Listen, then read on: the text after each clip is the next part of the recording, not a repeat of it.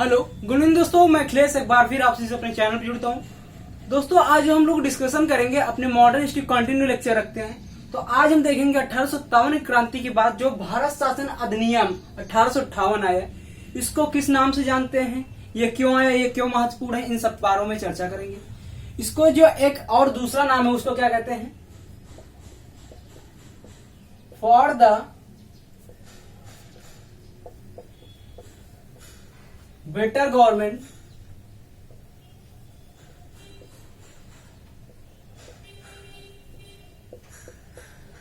Of India.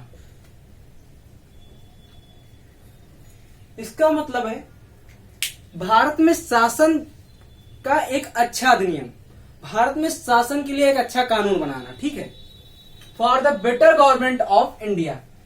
यानी कि जो 1858 का चार्टर एक्ट उसको हम किस नाम से जानते हैं, for the better government of India, इस नाम से जानते हैं।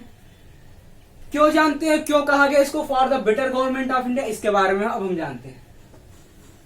देखते हैं, जैसा कि मैंने बताया था आप सबको, 1857 क्रांति के बाद ये भारत की एक आजादी की पहली महान लड़ाई थी। भले ही इसमें उच्च स्तर के शिक्षित लोगों ने भाग नहीं लिया था, लेकिन फिर भी इसमें जो छुटपुट लोगों ने, जो किसानों ने भाग लिया था, जिन्होंने महान क्रांतिकारियों ने भाग लिया था, उससे अंग्रेजों को एक चीज तो समझ में आ गई थी कि अगर हमें भारत में अपने ड्रीम को पूरा करना है, यानी अपने उनका जो सपना देखा था संपूर्ण भारत में राज करने के लिए, वो अगर पूरा करना है तो उनको क्या करना है, हिंदू और मुस्लिम में आपस में लड़ाना है। और ये बात उनको तब से और होगी जब सर सैयद अहमद खां थे, वो क्या जाते हैं, अंग्रेजों से मुसलमानों की मुखबरी करते हैं, यानी उनसे मेल मिलाप की बात करते हैं, और उसके बाद मुसलमानों को बढ़ावा देने के लिए अंग्रेज कई तरह के लॉ लाते हैं, आरक्षण देते हैं, ये दुनिया के कानून लाते हैं, ठीक है।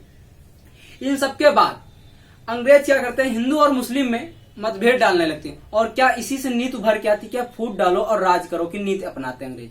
और इसी से भारत में लगभग 100 वर्षों तक, अंग्रेजों ने टोटल 200 वर्षों तक लगभग शासन किया, लेकिन 100 वर्षों में इन जो 1857 क्रांति से लेके 1947 तक, जब तक हम आजाद ने, कितना शोषण किया, इतना शोषण किया अंग्रेजों ने भारत के व्यक्तियों को कि सोचना पड़ता है तो बहुत दर्द होता है।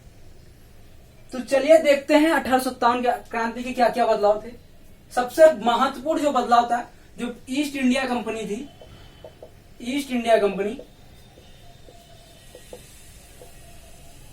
ठीक है, ईस्ट इंडिया कंपनी को जो शासन करती थी, अभी तक भारत में कौन शासन कर रहा था, ईस्ट इंडिया कंपनी।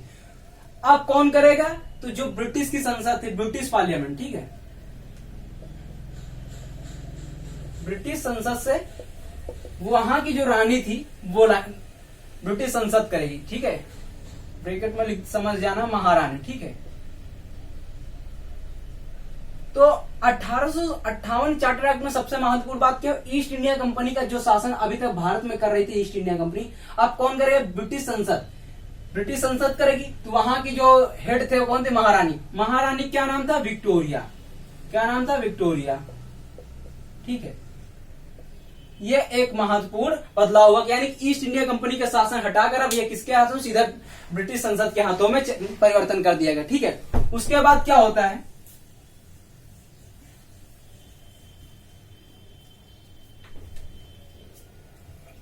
इसके बाद एक और महत्वपूर्ण कार्य होता है, उसके बारे में अब हम जानते हैं। जो भारत का गवर्नर जनरल था, governor general of India, governor general of India,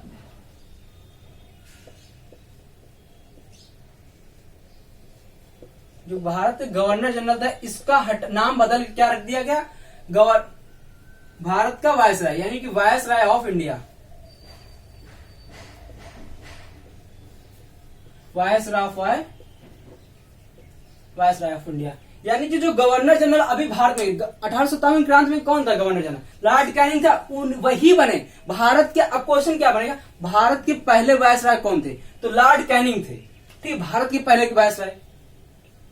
लेकिन गवर्नर जनरल किस चार्टर एक्ट के द्वारा गवर्नर जनरल का नाम बदलकर भारत का वायसराय रख दिया गया, तो 1858 के चार्टर एक्ट द्वारा गवर्नर जनरल का नाम बदलकर भारत का वायसराय रख दिया गया। तो ऐसे क्वेश्चन भी बने, ये वन लाइनर ऐसे भी क्वेश्चन पूछे, इसीलिए ये चार्टर एक्ट समझाना बताना महत्वपूर्ण था।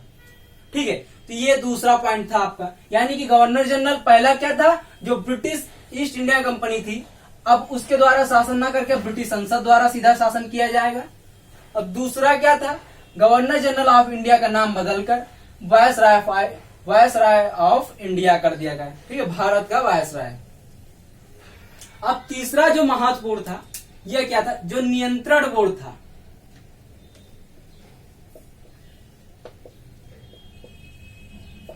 नियंत्रक बोर्ड, ठीक है, एंड नियंत्रण कंट्रोल,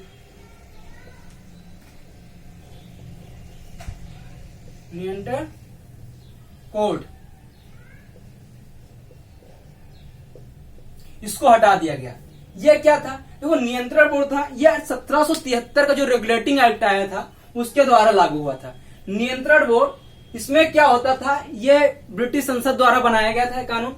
यह जो संसद, इसका मुख्य होता था, वो क्या कर सकता था, भारत में जितने गैर सरकारी, जितने भी व्यक्ति, नागरिक, सैनिक, जितने भी कार्य होते थे उसका पर नियंत्रण करता, यानी कि उसका संपूर्ण अधिकार इसका हेड करता था। भारत में जितने भी नागरिक हैं, कोई भी कानूनी कार्यवाही हो रही, सबका सब नियंत्रण करता था, नियंत्रण बोर्ड का अध्यक्ष करता था। ये किसके द्वारा, ब्रिटिश संसद द्वारा बनाया गया, ठीक है। अब इसको हटा, और यही जो द्वैध शासन प्रणाली लगी थी, जो द्वैध शासन प्रणाली कब आती है, द्वैध शासन प्रणाली इसी कहा जाता है, द्वैध शासन प्रणाली, ठीक है। तो कब आई, 1773 के रेगुलेटिंग एक्ट, ठीक है, 1773 के रेगुलेटिंग एक्ट द्वारा, ठीक है, द्वैध शासन प्रणाली। और ये हटाया कब जा रहा है, 1858 के चार्टर एक्ट द्वारा हटाया जा रहा है, यानी 1858 के द्वारा चार्टर एक्ट द्वारा इसको हटाया जा रहा है, ठीक है।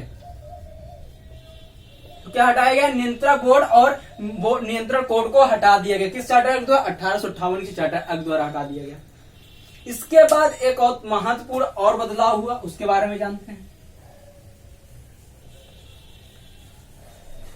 वो बदलाव क्या था, तो वो था भारत में भारत का सचिव, एक नए पद का सृजन किया गया भारत में। क्या नाम था उसका, भारत सचिव।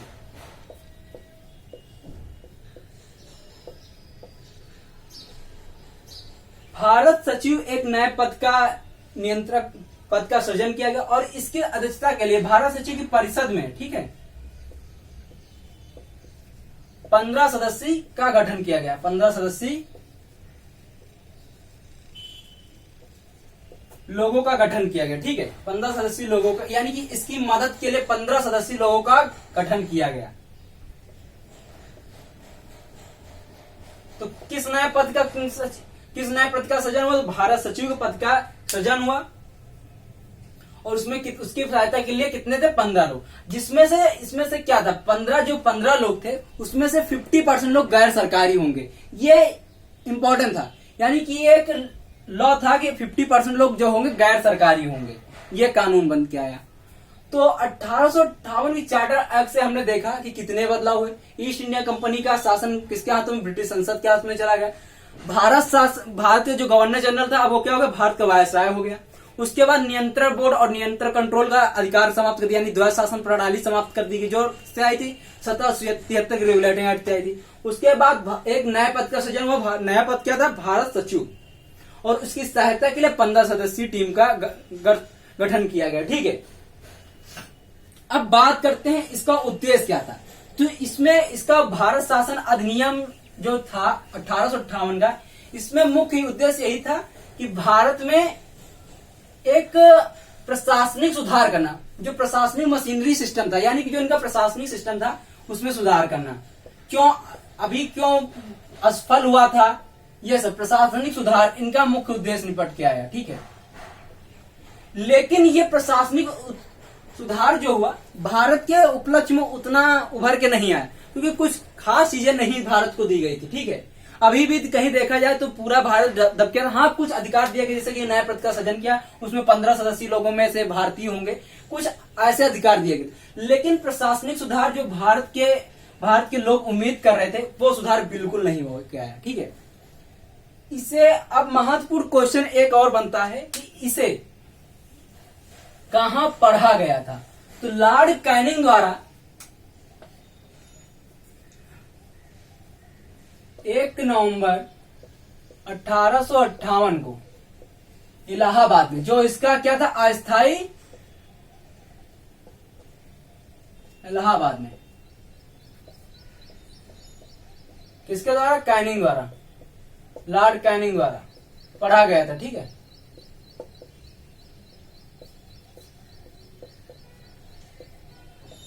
पढ़ा गया था। कहाँ, इलाहाबाद। इलाहाबाद में क्या था, 1857 की क्रांति का अस्थायी हेडक्वार्टर था। अस्थायी हेडक्वार्टर 1857 की क्रांति कहाँ था, इलाहाबाद में था। तो वहीं पे पढ़ा गया था 1858 में, यहाँ 1858 है। ठीक है, 1858 में पढ़ा गया था। 1 नवंबर 1858 को इलाहाबाद में लॉर्ड कैनिंग द्वारा पढ़ा गया था। जो इलाहाबाद क्या था, 1857 की क्रांति का अस्थायी हेडक्वार्टर था। इसके बाद एक और जो 1833 चार्टर एक्ट द्वारा आया था कि भारत में प्रशासनिक सेवा में भारतीयों को देना। तो देखा क्या जा रहा था, 1863 में हमने देखा, 1863 में सत्येंद्र नाथ ठाकुर जो थे पहले सिविल सेवक थे। ठीक है, ये रविन्द्रनाथ ठाकुर के बड़े भाई थे। ठीक है, सत्येंद्र नाथ ठाकुर ने सिविल परीक्षा प्राप्त की, क्योंकि ये तब कहाँ होती थी, ब्रिटेन में ही होती थी। वहां जाने के लिए, वहां रहने के लिए, वहां पढ़ाई करने के लिए भारत के लोगों के लिए बहुत कम था, और उसमें कई सारे मतभेद होते थे। तो इसमें 1858 चार्टर एक्ट में एक और बात आई थी। 1858 चार्टर एक्ट में जो प्रशासनिक सेवा में होंगे उनको रूप रंग, जात धर्म के बाद, यानी कि यहाँ के लोग जो थोड़े सांवले होते थे उसके कंपेयर में जात धर्म के भेदभाव को खत्म कर देंगे। प्रशासनिक स्तर पर सेवा अधिकारियों में भेदभाव को खत्म कर देंगे। ठीक है, तो ये इस एक्ट के तहत भेदभाव को खत्म करना। ठीक है, किस में, प्रशासनिक स्तर पर। ठीक है, भेदभाव को खत्म करना 1858 के चार्टर एक्ट द्वारा है। तो यह हुआ दोस्तों 1858 के चार्टर एक्ट के कुछ महत्वपूर्ण बदलाव। ये इसी के बाद मैं आपको 1861 के चार्टर एक्ट पढ़ाऊंगा, ऐसे सारे चार्टर। उसके बाद मैं 1885 में जो भारतीय कांग्रेस स्टैब्लिश हुई उसके बारे में पूरा लेक्चर लेके आऊंगा। तो चलिए दोस्तों, आज के लिए इतना ही, आगे हम कंटिन्यू करते हैं। ठीक है, थैंक यू दोस्तों, बाय, गुड।